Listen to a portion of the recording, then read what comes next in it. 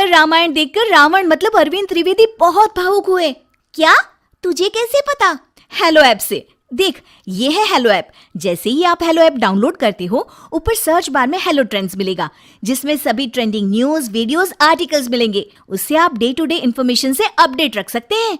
ये तो बहुत अच्छा ऐप है। मैं अभी डाउनलोड करके खुद को अपडेट करती हूँ।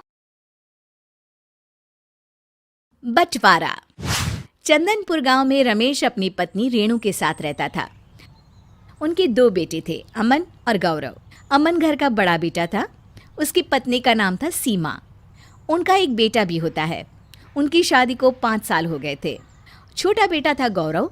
उसकी शादी नीलम से होती है। नीलम बहुत ही सुंदर और पढ़ी लिखी थी, पर उसे घर का काम ठीक से करना नहीं आता था। सीमा को ही घर का सारा काम करना पड़ता था। सीमा ज़्यादा पढ़ी लिखी नहीं थी। वो नीलम की सुंदरता से बहुत जलती थी, इसलिए उसे किसी न किसी बहाने से सुनाती ही रहती। नीलम, मैंने तुमसे कहा था कि मैं कपड़े धो रही हूँ, तब तक तुम मसाले पीस देना। तुमने मसाले पीसे नहीं अब तक।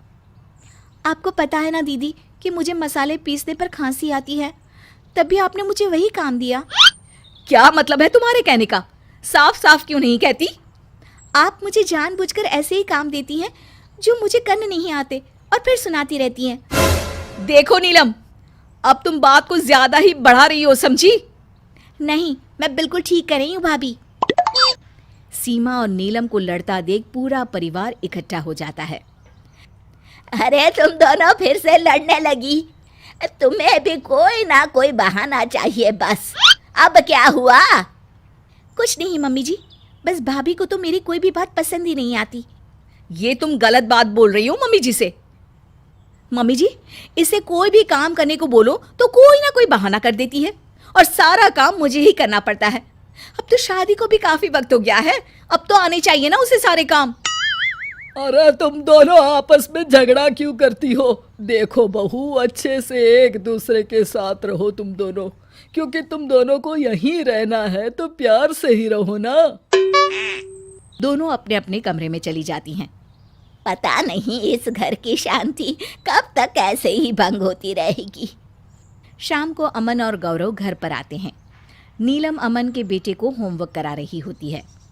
अरे, घर में इतना सन्नाटा क्यों है? अपनी भाभी से ही पूछो ना, उनका ही किया धरा है सब। क्या हुआ नीलम? सीमा ने कुछ कहा क्या? कुछ नहीं भैया। चलो सुनो, तुम्हारा होमवर्क खत्म हो गया है, जाओ जाकर खेलो। ठीक है चाची। मैं आप दोनों के लिए चाय लेकर आती हूँ। गौरव नीलम के साथ रसोई में चला जाता है और अमन अपने कमरे में। सीमा, क्या हुआ घर पर आज? मुझसे क्या पूछते हो जी? घर में नई बहू आई है, उसी से पूछ लो ना। सीमा, तुम बड़ी हो तो तुम्हारा फर्ज बनता है कि तुम उसे छोटा समझ के माफ कर दो। माफ कर दूं? जब देखो अपनी पढ़ाई, गहने, साड़ी का दिखावा करती रहती है। उसके साथ तो अब इस घर में रहने में दम घुटता है मेरा। तो क्या हुआ नीलम? भाभी बड़ी भी तो है तुमसे, वो कुछ काम सिखा रही होती है तो अच्छे से चुपचाप से सीख लिया करो ना। काम तो जब सिखाए तब सीखूंगी ना। वो तो बस हर वक्त ताने ही मारती रहती हैं। पता नहीं किस बात की खुन्नस निकालती है मुझ पर। देखो जी, मैंने उनके साथ इस घर में और नहीं रहना। हाँ। अमन और गौरव परेशान होते हैं कि आज तो हद ही हो गई। इनकी पत्नियों ने एक घर में रहने से ही मना कर दिया, अब क्या करें? क्या भाभी भी?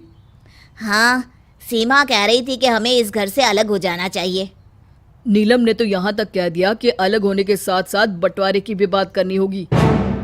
वो तो सीमा ने भी कह दिया है कि अलग होंगे तो बंटवारा भी होना चाहिए, वरना नीलम पे उसे बिल्कुल भरोसा नहीं है। रमेश अपने बेटों की बात सुनकर दुखी हो जाता है और अपनी पत्नी रेणु को बंटवारे की बात बताता है। क्या हमारी बहुओं को बंटवारा करना है? और अमन और गौरव क्या चाहते हैं? उनकी बातों से तो यही लग रहा था कि वो दुखी है, पर पत्नी की बातों में आने में कितना वक्त लगता है रेणु। मुझे तो डर लग रहा है कि मेरा हंसता खेलता परिवार कहीं सच में बंटवारे में अलग ना हो जाए। नहीं नहीं, हम अपने परिवार को कभी अलग नहीं होने देंगे। इस घर का कभी बंटवारा नहीं होगा। रेणु अपने घर के बंटवारे को रोकने के लिए एक तरकीब सोचती है। आगे क्या होता है ये जानने के लिए आपको देखना होगा पार्ट 2।